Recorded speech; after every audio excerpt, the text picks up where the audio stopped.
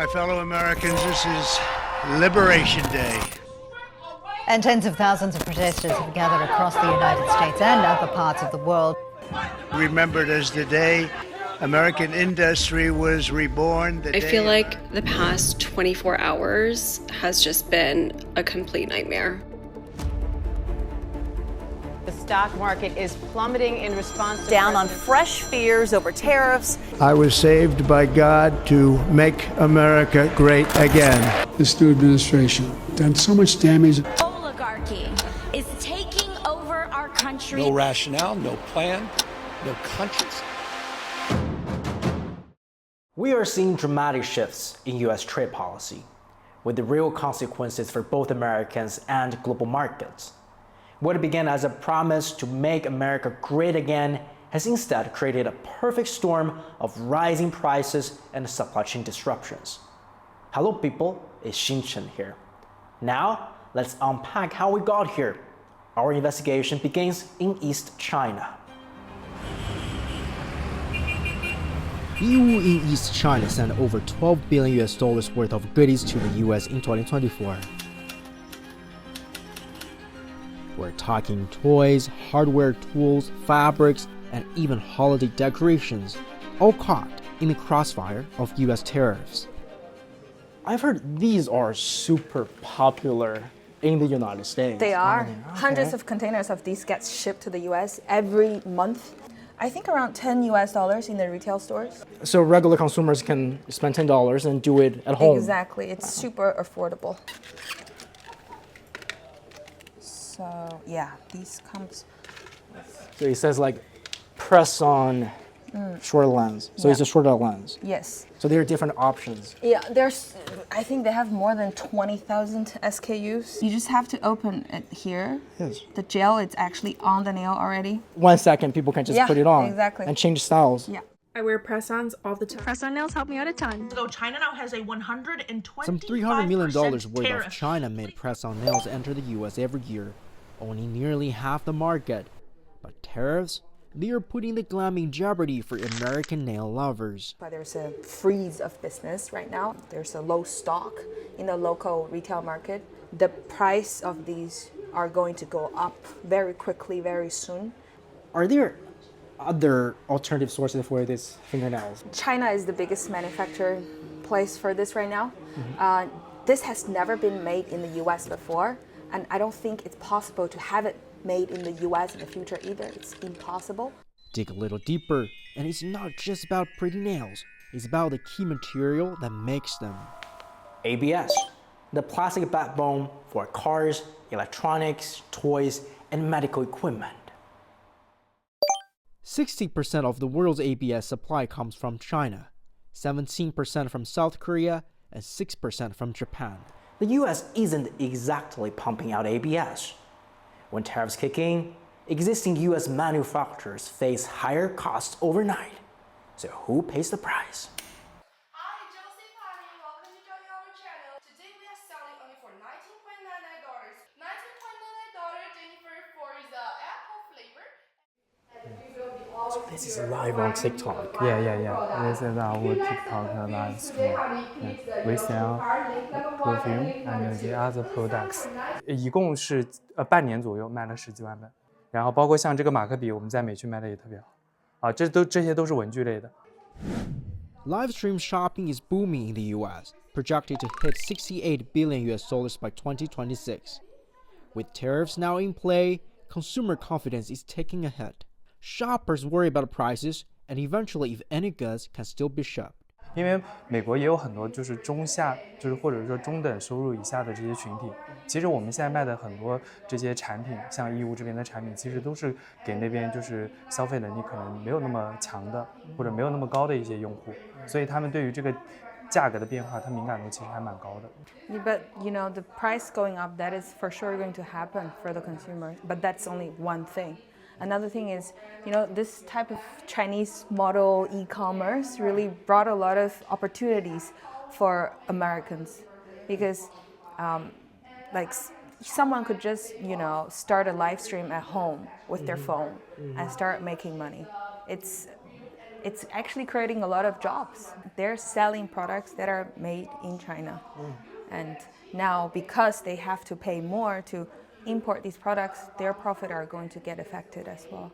The stock market is plummeting. Down on fresh fears over tariffs. And tens of thousands of protesters have gathered across the United States and other parts of the world. How we got here? My fellow Americans, this is Liberation Day.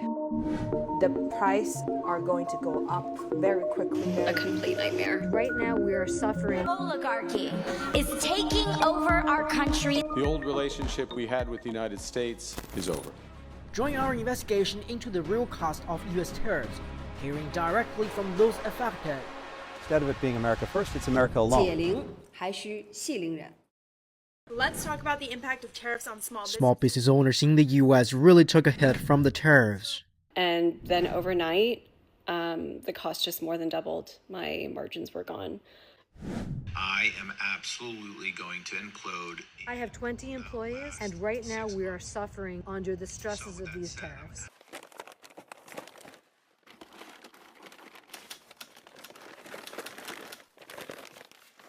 For me and many other small businesses, this is not temporary pain. This is sudden death. This is instant death in the full size. So I'm a mom that solved the problem all new parents have of babies dropping and throwing everything. So I created a line of products that allow you to keep things within reach and off the ground. And we continually do production in China. And we have products that are ready to ship here now. They were supposed to ship last week. However, once the tariffs were announced and we realized that instead of paying $30,000, we were going to have to pay $230,000, we don't have that kind of money in 2 months when we run out of this stuff. There's nothing else to sell. I was sitting on my kitchen floor crying the other day, and my son came and sat by me. And I realized I can't teach him this. I can't teach him that we sit down and cry when things get hard.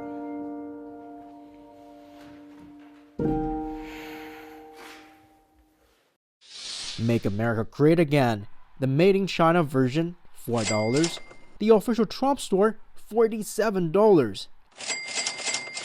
Yeah, it is proudly made in the USA, but that 12 times markup? Consumers are picking up the tab. It doesn't quite match the promise of putting money back in Americans' pockets. Let me break it down how much the US depends on the world. Let's start with garments and apparel, with over 90% of the US demand met by imports, 18% from China, 24% from other major Asian suppliers such as Bangladesh, Cambodia, India. The US can only produce 10% of the country's consumption. When it comes to smartphones, industry estimates say that as of 2025, less than 5% of the ones sold in the US are made or assembled in the US. The vast majority, over 95%, are built overseas, mostly in places like China, India, and Vietnam. Your smartphones? Not likely made in the USA. Holiday decorations? People might cut their own Christmas trees, but everything on the trees are from outside the US. Are Americans ready to strip all the fun out of the holidays? Weaponizing tariffs doesn't just lead to higher prices. In the end, it's about whether there's anything left for people to even buy. They're bracing for price hikes. And that could mean higher prices at the grocery store bill. It could be a little bit higher because of Trump's tariffs. You do start to worry about the global supply chain already kind of screeching to a halt. And possible abandonment of the U.S. market. We're going to have to go through a little tough love, but they all understand. Tariffs are catching everyone, US allies and competitors alike. And for bigger countries, they are not afraid to fight back. China, Canada, and the European Union have all retaliated with their own tariffs on US goods, targeting everything from agricultural products to steel and aluminum. 单边加征关税措施完全由美方发起，解铃还需系铃人。我们敦促美方立即停止极限施压，停止胁迫讹诈。As the United States are applying tariffs worth $28 billion, we are responding with countermeasures worth 26 billion euros. The old relationship we had with the United States is over.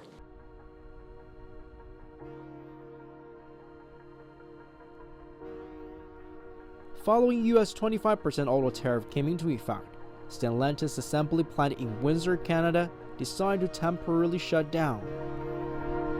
It's hard to comprehend at first, and it's hard to see where things are going to go from here, right? A little nervous, to be honest. Right now, with the way things are going over in the United States, it definitely affects us. And if we're not selling cars, we're not going to have a job. Stellantis also announced it would pause production at a plant in Mexico and temporarily lay off some 900 workers at 2 plants in the U.S. Midwest, in Michigan and Indiana. The car companies will not keep building cars if they can't sell them. They just can't do that, and they won't. So if they're not building cars, they will lay the workers off. This will snowball through the entire economy of the globe. To stand up for its people, Canada hit back with 25% retaliatory tariffs on U.S. vehicles that are not compliant with the U.S.-Mexico-Canada Free Trade Agreement. We will fight the U.S. tariffs with retaliatory trade actions of our own that will have maximum impact in the United States and minimum impacts here in Canada. Facing retaliatory actions, U.S. President Donald Trump announced a sudden 90-day pause on some tariffs on social media. Does it provide a temporary relief to some countries? Not exactly. Mounting uncertainties, even top U.S. trade officials were left in the dark. What do you know about this pause? What are the details of it? How many days? How many weeks? I understand it's 90 days. I haven't spoken to the president since I've been. So the trade representative hasn't spoken to the president of the United States about a global reordering of trade. Yes, I have. I've just been in the hearing with you, sir. But yet he announced it on a tweet. Policies being reversed, going back and forth, and it's really confusing. For the next 4 years, a lot of people are going to be nervous, and when people are nervous, they just stop moving entirely. And that's where things start to slow down, because orders are canceled, orders are delayed. From there, it leads to layoffs. So my issue right now is the uncertainty. So the Trump administration isn't coming forward and saying, okay, we want this, this, and this. It's completely unclear what they're asking for. The back and forth over tariffs even brought down U.S. Customs computers. Yet hours before announcing the 90-day pause, President Trump posted this on Truth Social. This is a great time to buy DJT. Stocks surged with Trump media stock jumping over 20% that day. Staff in the Oval Office also posted this on X. It's not just a company, it's actually an individual. And he made $2.5 billion today, and he made $900 million. That's not bad. He's in financials. I've always been. These billions are not backing Americans' people's pockets. The uncertainties and drama, former U.S. Secretary of State summarized as will develop. But the message that this is sent to countries around the world, including some of our closest allies and partners, is we need to move away from the United States. We can't rely on the United States. We're heading to a place where instead of it being America first, it's America alone. The stock market is plummeting down on fresh fears over tariffs. And tens of thousands of protesters have gathered across the United States and other parts of the world. How we got here. My fellow Americans, this is Liberation Day. The price are going to go up very quickly. A complete nightmare. Right now, we are suffering. Oligarchy is taking over our country. The old relationship we had with the United States is over. Join our investigation into the real cost of U.S. tariffs, hearing directly from those affected. Instead of it being America first, it's America alone. 解铃还需系铃人. The Trump administration has justified tariff increases by pointing to American trade deficits with other countries. But are trade deficits inherently negative? In a thriving economy, increased imports from global manufacturing can actually be beneficial, helping to keep inflation in check. However, current tariff policies in the U.S. appear to be doing the opposite.